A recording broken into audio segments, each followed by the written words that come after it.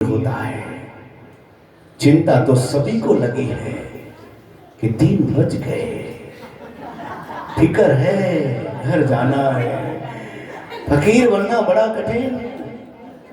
और इसलिए हमारे एक संत ने कहा कि फिक्र सभी को खा गया, फिक्र सभी को खा गया, फिक्र है सबकी पीर। जो फिक्र को खा गया वाको नाम फकीर। जो फिक्र को खा जाए, चिंता खा जाए, चिंतन करे भगवान का। इसलिए कहते हैं भैया कि ना मौज उड़ाना अच्छा है। संसार में आए हो ना तो ज्यादा मौज उड़ाना भी अच्छा नहीं है। न ज्यादा मौज उड़ाना अच्छा है, न ज्यादा चोट खाना अच्छा है, दुख पाना भी ठीक नहीं। न मौज उड़ाना अच्छा है, न चोट खाना अच्छा है। अगर अक्ल हो ऊंची तो कृष्ण को पाना अच्छा है। अपनी अक्ल ऊंची हो जाए, दिव्य हो जाए तो भगवान को पाना ही सबसे बड़ा फल है महाराज। इसलिए वाह वाह रे मौज फकीरां दी, वाह वाह रे मौज फकीरां दी, वाह वाह रे मौज फकीरां दी, मौज फकीरां दी, वाह वाह रे मौज फकीरां दी, वाह वाह रे मौज फकीरां दी, वाह वाह रे मौज फकीरां दी। कभी चबाए चना चबेला, कभी चबाए चना चबेला, कभी चबाए चना चबेला, कभी चबाए चना चबेला, कभी लपटे ले खीरा दे, वाह वाह रे मौज फकीरा दे, वाह वाह रे मौज फकीरा दे, वाह रे मौज फकीरा दे, वाह वाह रे मौज फकीरा दे। कभी तो ओढ़े साल दो साला, कभी तो ओढ़े साल दो साला, कभी तो ओढ़े साल दो साला, कभी तो ओढ़े साल दो साला, कभी कूदनिया वो लीरा दे, वाह वाह रे मौज फकीरा दे, वाह वाह रे मौज फकीरा दे, वाह वाह रे मौज फकीरा दे, वाह वाह रे मौज फकीरा दे।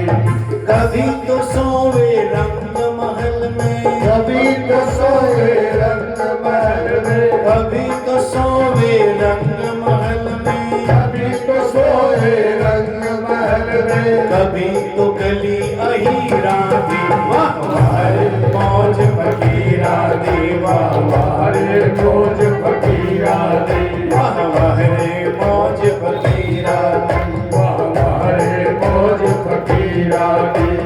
आखिरी बात बहुत अद्भुत है, आखिरी लाइन बहुत ध्यान से सुनना। मांग मांग के टुकड़े खाते, मांग के टुकड़े खाते, जीवन कैसा इनका, बोले मांग मांग के टुकड़े खाते, मांग मांग के टुकड़े खाते, मांग मांग के टुकड़े खाते, मांग मांग के टुकड़े खाते। खाते तो है मांग मांग के, लेकिन चाल देखना इनकी, फकीरों की चाल। अरे मांग मांग के टुकड़े खाते, मांग मांग के टुकड़े खाते, चलते चाल अमीरा दी, हाँ चलते चाल अमीरा दी, वाह वाह रे मौज फकीरा दी, वाह वाह रे मौज फकीरा दी, वाह वाह रे मौज फकीरा दी।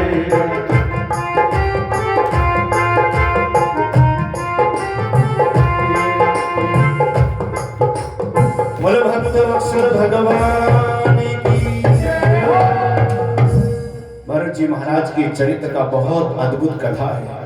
समय मेरे पास बहुत कम है, मैं पूरे 7 दिन में यही बोलूँगा कि मेरे पास समय कम है, कथा मैंने बहुत कम सुनाई, बहुत 7 दिन पूरा बोलूँगा मैं, अभी से सुन लेना। बहुत विस्तार कथा, इस पे हम तो चर्चा ही नहीं कर पा रहे हैं कि भगवान भरत जी का चरित्र, जो भी चरित्र, ध्रुव जी का चरित्र और भी बहुत जो प्रसंग आए, शिव सती की कथा बहुत विस्तार थी जो हम चर्चा नहीं कर पाए, केवल प्रसंग छूते हुए लेके चल रहे हैं। दोष ना लगे क्योंकि भगवान की कथा बड़ी अद्भुत है। और इसी 5वें स्कंद में जड़ भरत जी की कथा और 6ठे स्कंद में अजामिल आख्यान की कथा, नाम की महिमा, भूगोल का वर्णन किया है। 5वां स्कंद भूलोक, कहाँ नक्षत्र हैं, कितने ग्रह हैं, कितने क्या हैं, और सब का वर्णन 5वें स्कंद जो निरस है लेकिन फिर भी रस भर दिया है सुखदेव जी महाराज ने, क्योंकि सुख उसे कहते हैं, तोते को कहते हैं। और तोता जो होता है ना, जिस फल में चोंच मार देता है समझ लो कि वो फल मीठा होता है, चोंच उसी में मारेगा। इसलिए निगम कल्प तरोर गलितम फलम श्री सुख मुखाद अमृत द्रव्य संयुतम पिबत भागवतम रसमालयम मोहरहो रसिका भुवि भावुकः।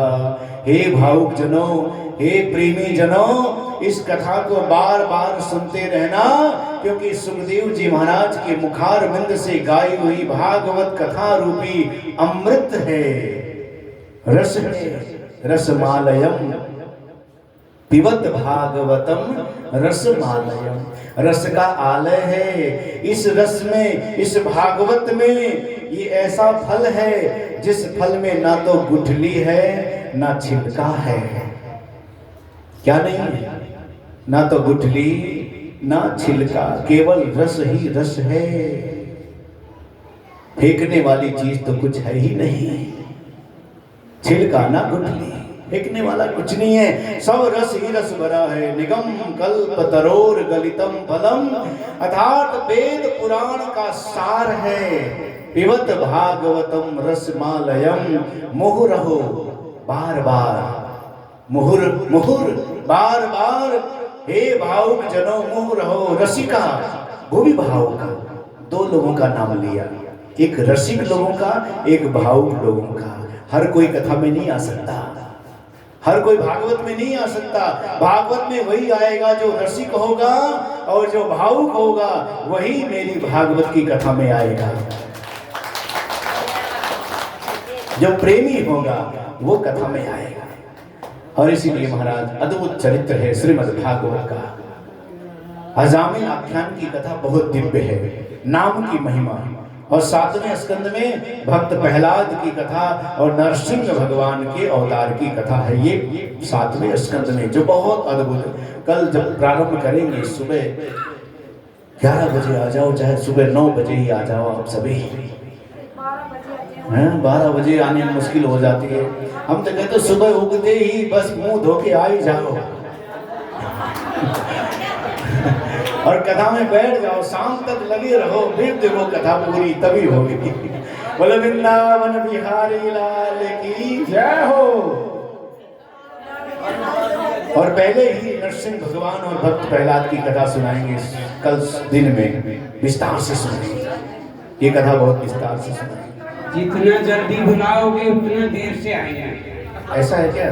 3 बजे बुलाओ, कल 3 बजे आना। शाम की उल्टा काम करेंगे, पंडित शाम की। कल जो शाम की कथा होगी, कल नरसिंह भगवान भक्त प्रहलाद की कथा होगी। हेलो, आपने कहा था ना पंडितानी को उल्टा बोल तो उल्टा काम करती है, ये तो उल्टा ही बोल।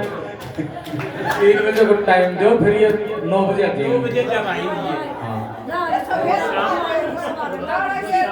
अरे आज तो व्रत था, और व्रत में तो ज्यादा कथा सुननी चाहिए, व्रत वालों को तो ज्यादा सुननी चाहिए। शाम को आरती में सभी को आना है और भजन होंगे। शाम को यानी 7 बजे जो संध्या शाम आरती होती 7 बजे, 7 से आपको आना है। 8:30 बजे तक आरती होगी और आरती के बाद 5 भजन भी होंगे, बहुत बढ़िया।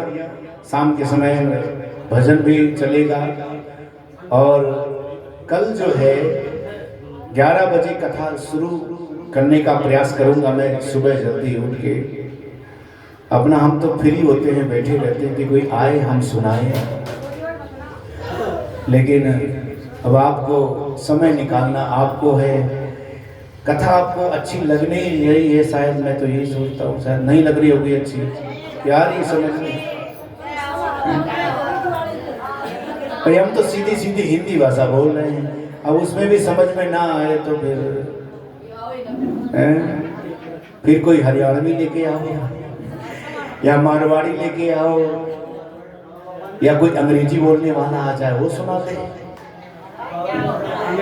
सीधी सीधी हिंदी भाषा में कथा है भगवान की जो है चर्चा, वो आप सभी सुन रहे हैं। कल ये चरित्र होगा और 8वें स्कंद में जो ये प्रसंग आने वाला है, 8वां प्रसंग, जो बहुत ही सुंदर, माँ अदिति जो कश्यप ऋषि की पत्नी है। अदिति के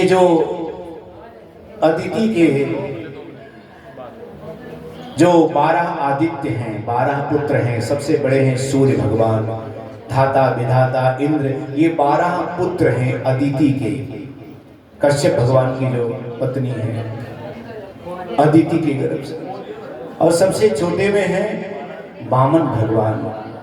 और कहते हैं कि देवताओं पर संकट आ गया जब राजा बलि ने देवासुर संग्राम में सभी के सभी मारे गए, सब देवताओं को अमृत मिल गया था। समुद्र मंथन की कथा वो भी आती है, मोहिनी अवतार, धन्वंतरी अवतार, और कच्छप भगवान का भी चरित्र जिसमें समुद्र मंथन की बड़ी अद्भुत कथा, बहुत अद्भुत कथाएं हैं सभी, एक एक प्रसंग जिसमें बलि आदि सब मारे गए क्योंकि देवताओं ने अमृत पी लिया था। तो वहां गुरु ने उन पर आशीर्वाद दिया, कृपा की, संजीवनी विद्या, मृत संजीवनी विद्या से उनको जीवित कर दिया। तो गुरु का बहुत बड़ा एहसान मानता है राजा बलि। गुरु ने माला दे दी, प्रहलाद ने जो है उनको रथ दे दिया है। ये प्रहलाद के पौत्र हैं, हिरण्यकश्यप के पुत्र प्रहलाद और प्रहलाद के पुत्र विरोचन, विरोचन के पुत्र हुए राजा बलि। और महाराज स्वर्ग पर आक्रमण कर दिया और स्वर्ग के देवता सब भाग गए। जिनकी मदद भगवान करते हो वो देवताओं को बार बार हार क्यों मिलती है, कभी सोचा? जिनकी मदद भगवान करते हो हर समय खड़े रहते हैं देवताओं के साथ, हार क्यों होती है देवताओं की और राक्षसों की विजय क्यों होती है बार बार? ध्यान देना, दो बातें। पहली बात, जब भी देवताओं को संपत्ति मिल जाती है, सत्ता मिल जाती है, स्वर्ग मिल जाता है, तो अपने गुरु को और अपने भगवान को भूल जाते हैं। ध्यान देना, जब भी देवताओं को स्वर्ग मिल गया, संपत्ति मिल गई, गुरु बृहस्पति आए नाराज होके चले गए। बाद में इंद्र ने दूसरा गुरु बनाया, विश्वरूप को गुरु बनाया, क्योंकि वो अप्सराएं नाच रही थी, उनमें मगन हो गया और गुरु जी आए, उनका सम्मान नहीं किया तो नाराज होके चले गए। जब गुरु का अपमान करता है और भगवान को भूल जाते हैं तो ऐसे देवताओं की मदद भगवान करते हैं, तब भी उनकी हार होती है। और जिस राक्षसों में एक सबसे बड़ी अच्छाई क्या है राक्षसों में, कि वो अपने गुरु को और अपने इष्ट को कभी नहीं भूलते, और इसीलिए उनकी बार बार विजय होती है। जिनके साथ भगवान भी नहीं है और उन राक्षसों की विजय होती है। स्वर्ग पर आक्रमण हो गया, इंद्र को भागना पड़ा, सारे देवता गए। माँ अदिति को चिंता हो गई, देवताओं की माँ है।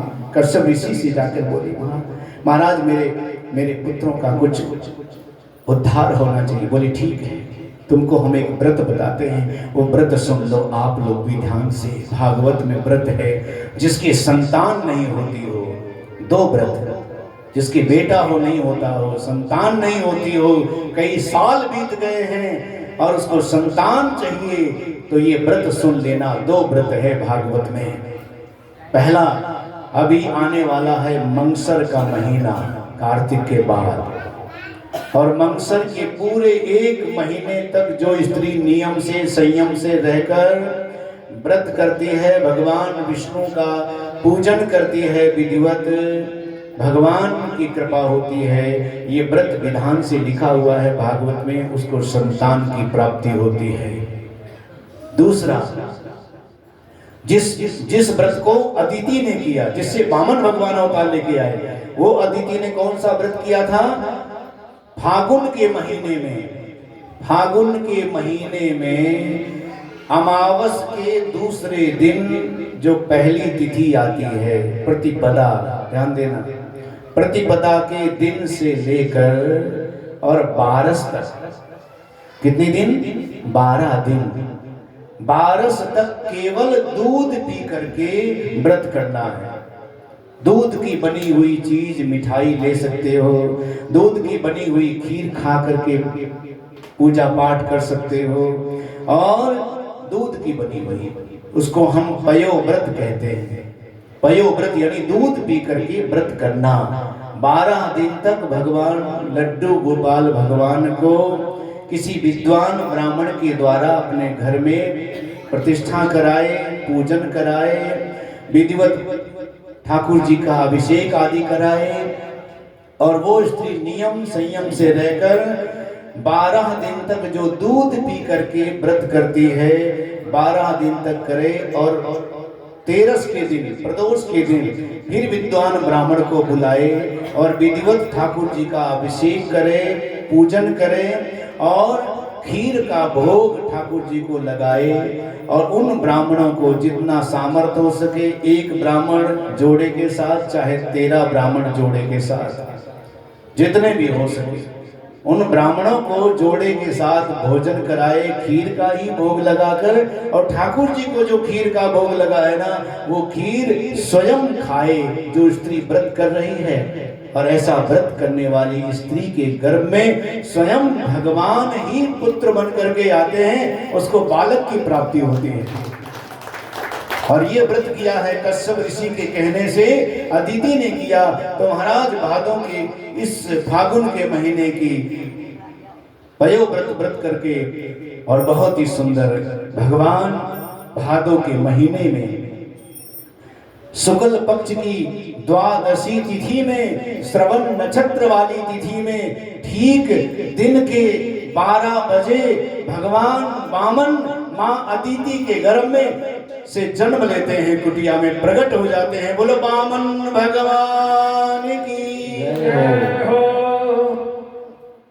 और वामन भगवान जन्म लिए तो ब्रह्मा जी प्रकट हो गए। ब्रह्मा जी ने एक कमंडल दे दिया, आकाश के देवता आए तो छत्र दे दिए, और चंद्रमा आकर के एक दंड दे दिए, मां अदिति ने कोपिन पहना दी, और कश्यप ऋषि ने मेखला दे दी जिसपे हाथ टिका करके भजन करते हैं, वो मेखला दे दी है, और सुंदर सरस्वती ने रुद्राक्ष की माला दे दी है, ध्यान देना।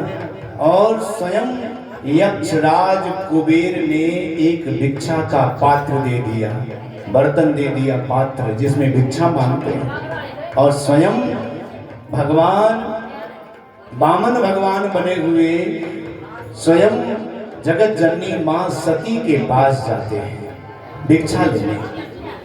ब्रह्मचारी बन गए, सुंदर छत्र है, दंड है, कमंडल है, सभी देवताओं ने दिया है।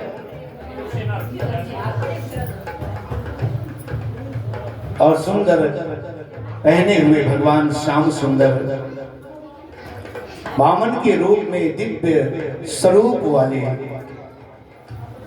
भिक्षा का पात्र लेकर के जगत जननी मां सती के पास पहुंचे भिक्षा लेने के लिए। और वामन भगवान हमारी कथा में आ चुके हैं। अब धीरे धीरे वामन भगवान यहाँ ठाकुर जी के मंदिर में भी आने वाले हैं। बड़े ध्यान से भाव से भगवान वामन का आपने स्मरण करना है। आज से भगवान की झांकियों का दौर शुरू हो गया, समझ लो। आज वामन भगवान आए हैं तो कल कृष्ण भगवान कथा में आने वाले हैं।